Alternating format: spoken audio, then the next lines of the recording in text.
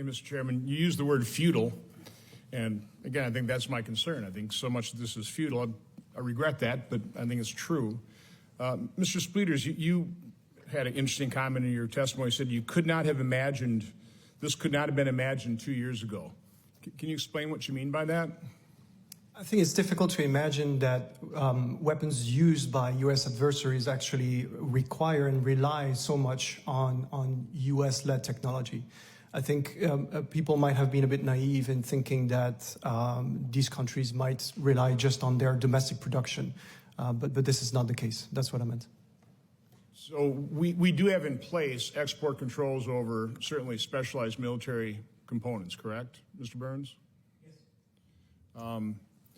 To what extent is what you're finding in these weapons specialized components versus commodity microchips that these countries probably can't produce on their own, but are dual use? I think that's always a problem, right? I mean, how many of these are specialized versus basically dual use microprocessors? So there's a mixture. There's certainly a significant amount of export control components, and there's a significant amount of non-export control components if we go back to the start of the war. But if we look at things which are recovered from the battlefield now, we can find, and we've seen, very specialized pieces of equipment, particularly focused on the facilitation of artificial intelligence computations as a counter to prevalent electronic warfare, for example. Specialized to the extent they would have already been subject to export controls? So they were already evading those, or? Yes. The Russians have always, it's been going for over 100 years. Of course, they have built a huge architecture, and they did during the Cold War, to try and attempt to acquire our technology. So a comment was made that so much of this is already being manufactured in other countries like China, not exactly a friendly nation just right now. To what extent are the components that are being analyzed come from, for example, Chinese factories or overseas factories? I mean, I think part of the problem is so much sophisticated microprocessors are not produced in America anymore. Are most of them from overseas? This is a question for me. Yeah, that's the nature of the semiconductor industry. So a lot of these manufacturers, so-called manufacturers, are not exactly manufacturers. Their brands is on the chip, but the chip is made by another company, another plant, usually outside the United States. That doesn't mean that they do not have a certain responsibility over the production of those chips. They could exercise control, but far more difficult when those things are being made, for example, in China. They are made with U.S. technology, using U.S. I understand, but again, they're being made overseas, so that's an issue. I just did a quick calculation for Intel. According to the chairman's figures, about $351 million worth of components, which sounds like a lot, but Intel sells $54,000 million worth of sales every year. So it's about 0.6% of their sales. It's about 0.8% of AMD's sales, more so of analog devices. Again, I'm not defending the companies. I'm just saying how difficult this is and what you're asking to be done. I go back to that word futile is part of my concern. To switch off electronic components, one of the things that was going to supposedly bring Russia to the knees is we were going to clamp down and we weren't going to buy any Russian oil. But again, oil, like money, is fungible. I think it's interesting if you take a look at the oil prices leading up to the 2022 time period, 42, then $72 a barrel, then it hopped up to 101 when the war started. So, and by the way, Russian exports never dropped. They just found other markets. Now it's settled down in the $80 a barrel range, according to one measurement of oil. So sanctions on oils didn't work. It's made it more difficult for Europe to obtain gas and probably increase the price to their consumers. So again, that's, I think, one of those sanctions I'd be concerned about, is it doing more harm to us than harm to Russia. I thought it was interesting in the Tucker Carlson interview with Vladimir Putin. He was taunting us, basically, saying that, you guys, one of your greatest assets is the fact that you are the world's reserve currency. And by blocking our access to utilizing financial systems and selling our oil in dollars, we've just been forced to sell them in rubles and Chinese yuan. weakening your position as the world's reserve currency. I mean, there's my concern. I mean, I don't like that reality. I mean, I wish we could just turn up the dial and say, okay, you're evil, you're a war criminal, we're going to cramp down on sanctions, and we're going to bring you to your knees. It just didn't happen. And again, the fact that this bloody stalemate is continuing, as the chairman said, it's the Russian war machine is growing. It's getting stronger. They're spending more on defense. And by the way, my guess is they're just going to get to be more and more sophisticated, evading the sanctions and finding components, or potentially finding other suppliers and ramping up their, like Huawei. You probably create some greater opportunity for Huawei. So I mean, there's the very sad, harsh reality of what we're trying to accomplish and our inability to accomplish it. I mean, what am I seeing that's incorrect there, Mr. Byrne? Respectfully, I disagree. So, for example, I have a contract between the Russians and the Iranians for munitions. It's not an open source contract, but it's a contract for the delivery of munitions. That's priced in dollars. It's a contract between Russia and Iran priced in dollars. I've seen contracts for and prices for Russian oil is priced in dollars. So whilst Putin can say those things in the interview, it's not always the case that it's true. That's what I'm trying to find out what's true, what's not. It's awful hard to discern. The second thing I would say, imagine if tomorrow we just dropped export controls and sanctions on North Korea. Imagine if we just made a decision. We said, okay, we're just going to abandon these. North Korea would arm and build more weapons. It would build more sophisticated weapons. It would integrate AI into those weapons platforms. It would be able to field munitions that reach more US cities. So whilst the sanctions and the export controls don't stop everything in one go, it's not a silver bullet. They do stop a huge amount of things that you don't see as a result of the fact that they're in force. And I think we would all be mad if we were to immediately stop export controls and sanctions against, for example, the North Koreans or the Iranians of this world. So I think the question is, how can we be more effective? Yeah. Again, I'm not opposed to it. I'm just trying to, what is the reality situation and what do we need to do to become more effective? Again, I come from a manufacturing background in medical device packaging. You had traceability throughout the process. I mean, almost to the little plastic pellet. There's probably no reason we can do this, but again, it gets far more complex when we're manufacturing overseas, which is one of the reasons trying to attract more of that manufacturing back here, we'd have greater control. So I'm past my time. Thank you, Mr. Chairman. Thanks, Senator Johnson. Senator Hassan. Well, thank you, Chairman Blumenthal and Ranking Member Johnson. Thank you to our witnesses as well for being here today and for your efforts to document Putin's invasion of Ukraine and help the United States and our allies hold Russia accountable for a brutal, unjustified, unprovoked invasion. As the chair just mentioned, I was on the delegation trip to Ukraine just at the end of last week. We met with President Zelensky, we met with his top military leaders, we met with American experts on the ground in Ukraine. And through all of that, we discussed the critical importance of continued U.S. military and financial support. It is clear that with our help, Ukraine will win this war. And I want to be very clear about that. Without it, they will lose. The Ukrainian people are extraordinarily innovative, they are strong, and they are determined. They have fought off the Russian behemoth for 2 years. Remember when Putin first invaded? Everybody said they have 2 weeks. They've been not only on the ground holding them off, they have retaken some of the territory that he initially took. And no amount of Russian misinformation can change that. The Ukrainian people are clear-eyed about the challenges that they face, but they remain determined because they know that freedom is worth fighting for. And they are sacrificing their lives to fight for what we have and for what democracies around the world have. Authoritarians around the world are watching what we do. China, Iran, North Korea. And they are questioning whether democracies will support the Ukrainian people in this fight. And the Ukrainian people, let's be clear, are not asking us to send our sons and daughters to this fight, to this front.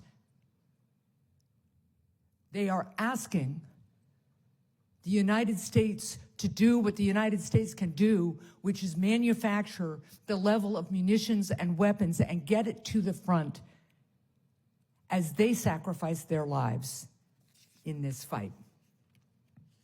The Senate recently passed a national security supplemental funding bill with vital aid for Ukraine. Our colleagues in the House must now act to get aid to Ukraine across the finish line. It's the most important thing that we can do to stand up to Putin and help Ukraine win.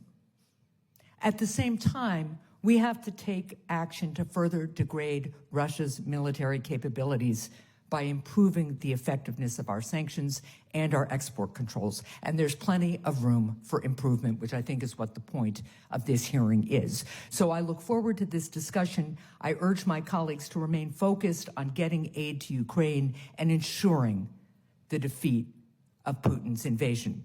So my first question to Ms. Repakova. Congress clearly needs to do more to ensure that American-made semiconductors and advanced technologies are not being used against Ukraine. I'm really concerned that Russia is circumventing our export controls through partnerships with other adversaries. For example, under current export control laws, adversaries like China can legally purchase component parts of advanced semiconductor manufacturing equipment. Using this equipment, China can then manufacture and sell advanced semiconductors to Russia. Would imposing explicit multilateral export controls on the component parts of advanced manufacturing machinery, such as semiconductor manufacturing equipment, help stop Russia from avoiding U.S. export controls through partnerships with China?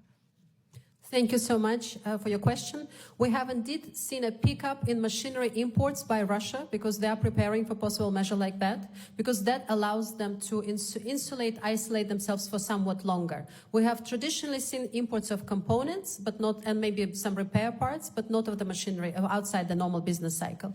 We have seen a significant pickup. So yes, working multilaterally with our partners to block that, it is critical. It is sort of staying ahead of the game. It's staying ahead of Russia's circumvention techniques. Thank you. Mr. Byrne, as you mentioned in your testimony, in order to sustain his war against Ukraine, Putin has found ways to evade Western sanctions and export controls.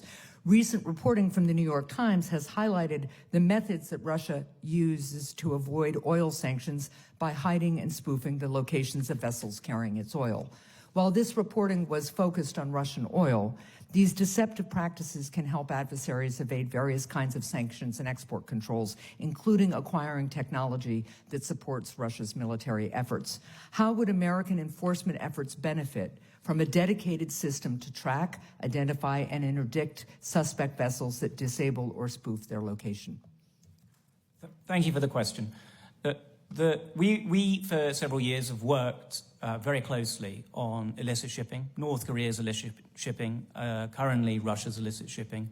There is a huge amount to do on this portfolio, but it's a critical avenue to be able to harm our adversaries and disrupt their activities, is to focus on the vessels that are moving weapons, that are moving equipment, that are moving oil, that are evading sanctions. To do that, we need to have visibility on what they're doing. We need to be able to defeat the deceptive practices that they engage, and we need to do it ultimately with commercial and open source data.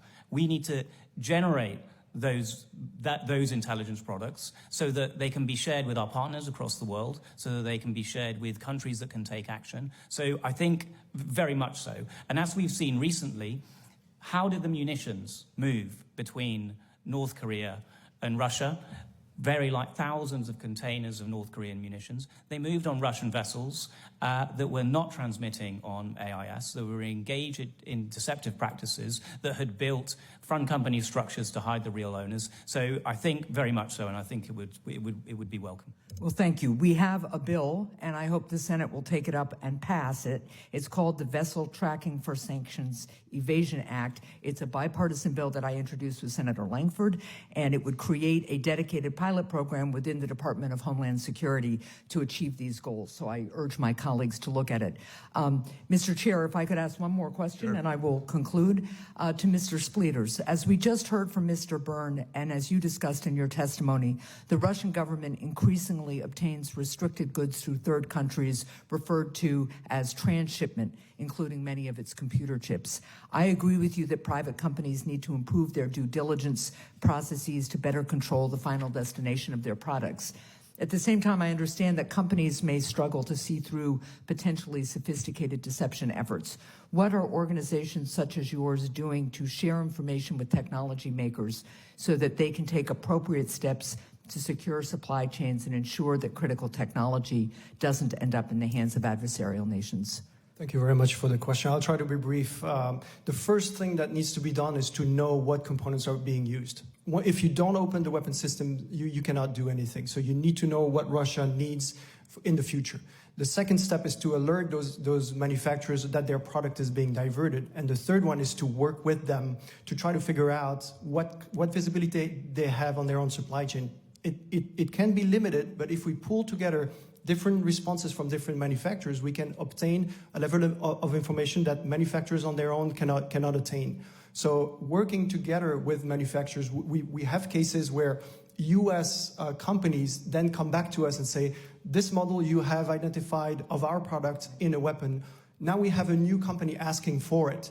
It's not sanctioned, it's not listed, but can you tell us more about it? And we have, through that method of preemption, we have identified companies based in China that have been diverting components of millions of dollars of components to sanctioned companies in Russia. And the result is that last Friday, that specific company has now been sanctioned and listed. So this work between civil society working in the field, right, and the manufacturers and the government can have a very, very strong effect. Thank you very much, and thanks for your indulgence, Mr. Chair. Thanks, Senator Hassan, and thank you for making the critical point that this kind of inquiry and the more effective enforcement of sanctions and export control is no substitute for the kind of military and humanitarian assistance contained in the supplemental. And we want to degrade the Russian military capability, but at the same time, we need to enhance Ukraine's capability, provide it with the long-range artillery that is so important to destroying the command centers and the munitions storage depots that they can and will destroy, the Kerch Bridge, which is an essential link to Crimea. Those kinds of targets require that long-range artillery. And the stark fact that we heard when we visited Ukraine, not only from President Zelensky and his military team, but from our own military leadership there and our intelligence community, is Ukraine can win. They will win if they have that kind of support, but without it, they will lose. And so, as important as this inquiry is, it is no substitute for the kind of aid that the House must approve. That supplemental is absolutely vital for Ukraine's continuing fight on the battlefield. And right now, they are losing troops and they're losing ground because they simply don't have enough ammunition. And that is criminal, in my view. Let me ask Mr. Spleeters, we've heard from some industry advocates that the reason Russia is able to acquire recently manufactured chips is because they repurpose them from things like washing machines or other household appliances. In your written testimony, you wrote that this idea, and I'm quoting, couldn't be further from the truth. How do you know that repurposed chips are not the main driver behind what's now being recovered from Russian weapon systems? Thank you very much, Mr. Chairman, for this question. We have seen no evidence of this happening. So opening those systems, we have seen no evidence of chips being ripped off and then repurposed for this. And and frankly, you know, I'm always open to new evidence coming up, and it may come in the future. But to us, it makes little sense that Russia would buy a $500 washing machine for a $1 part that they could obtain more easily otherwise. Some of these chips, of course, can also fit household appliances, but others cannot, unless your washing machine can fly, which I doubt. The components that we find in Russian drones do not fit washing machines. So right now we have no evidence to support that hypothesis. Washing machines are not flying Not yet. yet. Neither are elephants. And there are a lot of myths surrounding these parts and components reaching Russians, but I think it is irrefutable that the Russians have found a way to circumvent the export controls and the sanctions.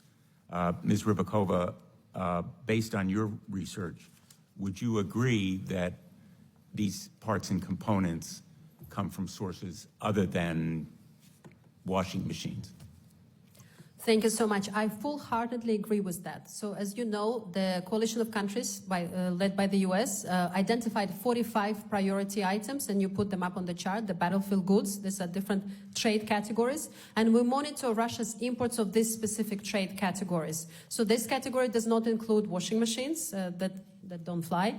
It's specifically battlefield goods. And we have seen a significant pickup in imports. That said, in the first months after the beginning of the war, the full-scale invasion and imposition of export controls, we've seen a drop. It almost halved for so many months, for a few months, and then it picked up again as Russia found evasion techniques. So we see evidence of Russia continuing to import these new components. Many of them are produced outside the United States on behalf of the US companies. Thank you. And I know your organization has published reports. After those reports were published, numerous banks apparently reached out to you to make sure that they were not inadvertently helping transfer funds supporting export control evasion. Is that correct? It is correct. We're not a big organization, so we don't do much outreach. We're just a few people doing research. So as soon as our report was published in June and then was featured in Newsweek and Politico and other outlets, within the first week, we had a few financial institutions reach out to us from their compliance departments asking how we can cooperate, how they can obtain similar data, what are the red flags we're picking up. And since then, it has continued. And let me ask you, did any semiconductor companies reach out to you after you published your first report on this topic in 2023 or in 2024 when you did a follow-up report? So far, no semiconductor company has reached out to us, but we're, of course, open to cooperate. We want to make it better together, and we're happy to share any findings, data research, and to work together with them. And did you reach out to those semiconductor companies? We have sent our reports to these companies, and also our reports have been featured in the press extensively, so they could have also seen it there. But you've received no response? We have not yet received responses. Crickets, nothing. We hope to hear from them soon. Well, I have to say I'm really deeply troubled by the lack of any response after those reports were issued and after you reached out to provide them with copies of those reports. It seems like they really didn't want to know or didn't want to act in response to those reports. Mr. Byrne, did any semiconductor companies reach out to your organization after you published your report in 2022? Limited, but we have had some conversation with some of the semiconductor companies. But again, I would say that is relatively limited in people that have wanted to talk to us. In fact, as I understand it, NVIDIA reached out to you, correct? Yes. But not Analog Devices, not AMD, not Intel, not Texas Instruments, correct? We have spoken to Intel, but the others, I don't believe so. No No response from any of them except Intel. And what was Intel's inquiry? With Intel, our position, like my colleagues, is we are on a mission to help and disrupt the supply chains. We are very, very happy to talk to anybody. We welcome engagement. We want to show them how we do it. And, you know, we're very happy with that. That's what we would welcome. So any of these companies that want to speak to us, we very much welcome an outreach. But they really haven't sought it. We've had very little. Your organization's work relies on the cooperation of the semiconductors to conduct tracing, correct? We have done some of that, but it's slightly different than Damien. We have taken a slightly different approach, which is what my team does, open source intelligence. And so we've done the work backwards. So we have been in Ukraine. We have taken apart a lot of weapons and documented the components. And we've tried to work out on a big picture the supply chains of how they move into the country. And we've had a lot of success doing so using a range of sources. So we know how components are getting in many, many cases, and not just components, machine tools, bearings, a range of things.